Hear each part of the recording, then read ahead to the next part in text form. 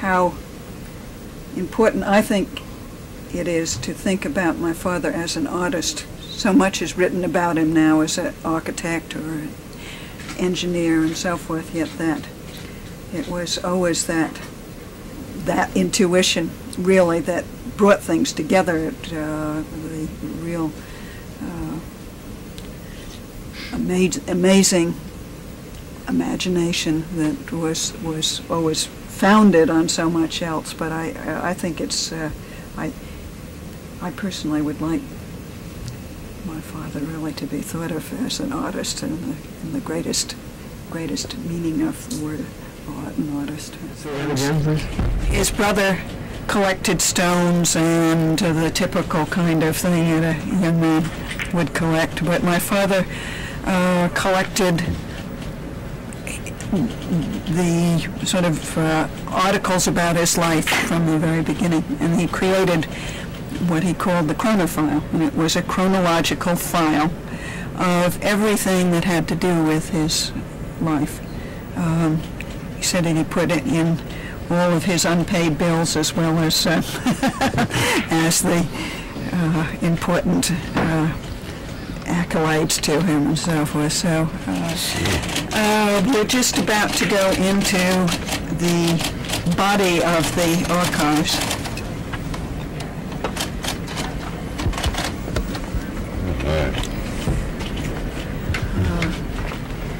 This is an incredibly thorough documentation of all aspects of my father's, not only his work, but his life. Well, it's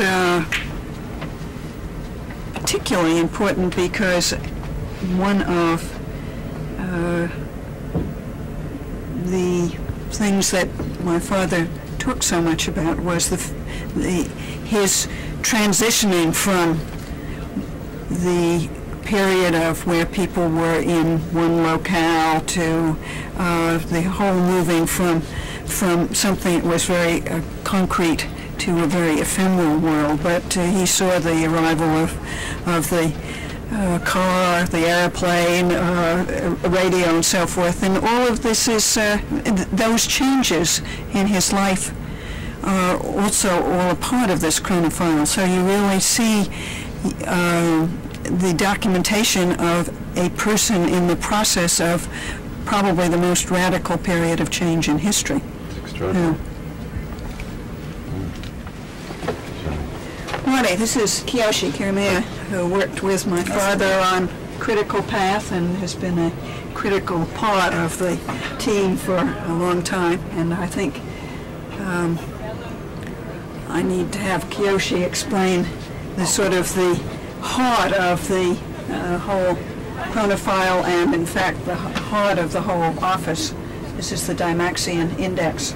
Yes, when Bunky began collecting for his lifelong experiment to document what he was doing, what he felt that the individual could do for the entire planet, he began recording all of and indexing all of what he collected.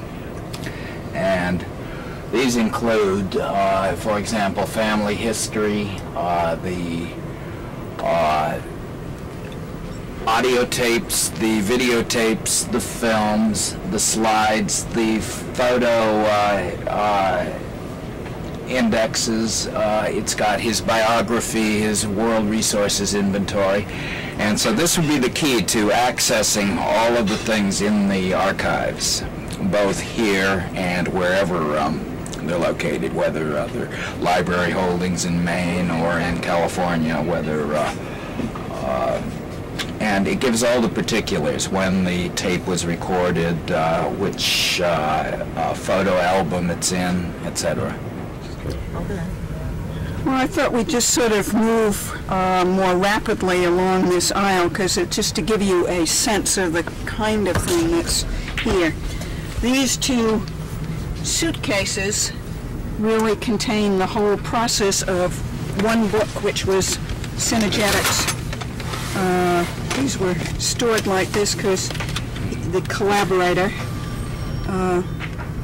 Eddie Applewhite, had these with him in his office in Washington, but this is the process of just one book.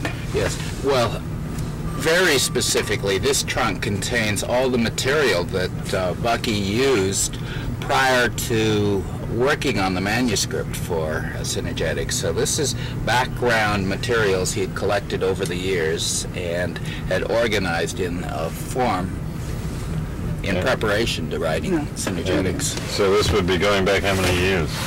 It would go back to the late 20s, early 30s. Wow. And then this one here is the more current manuscript? Similar.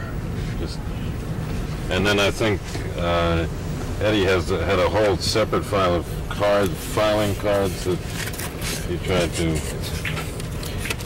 This is the memorandum describing the suitcase.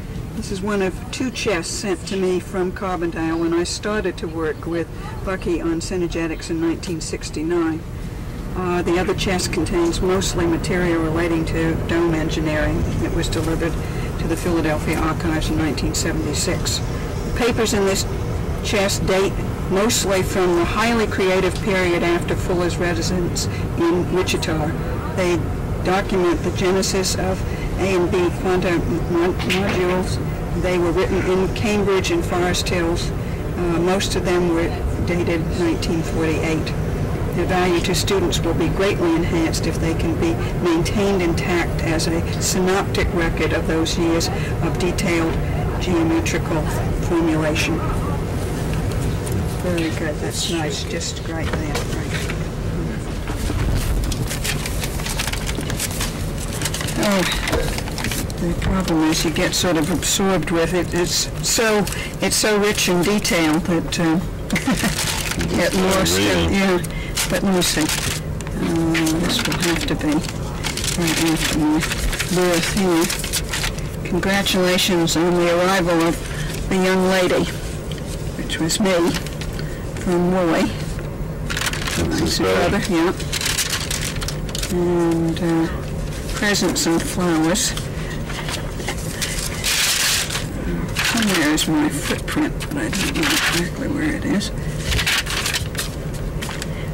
My father's fingerprints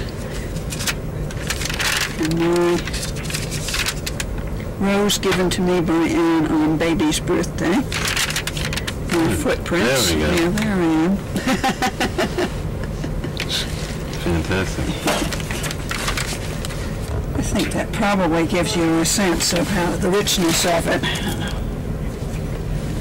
What do you think, Marty? These continue. These are all different kinds of reprints: World Game, Planetary Planning, Earth Inc. What's happening with the World Game at this point? Well, it's very actively going ahead. Medard Gable, who worked with Daddy, has now taken on the larger responsibility for seeing it being carried forward, doing a wonderful job. And that's sort of the process of cataloging the resources of the world. And Yes. Well, developing strategies where everybody on Earth can enjoy these. right. Can maximize our world effectiveness by really integrated systems of distribution of materials throughout the world.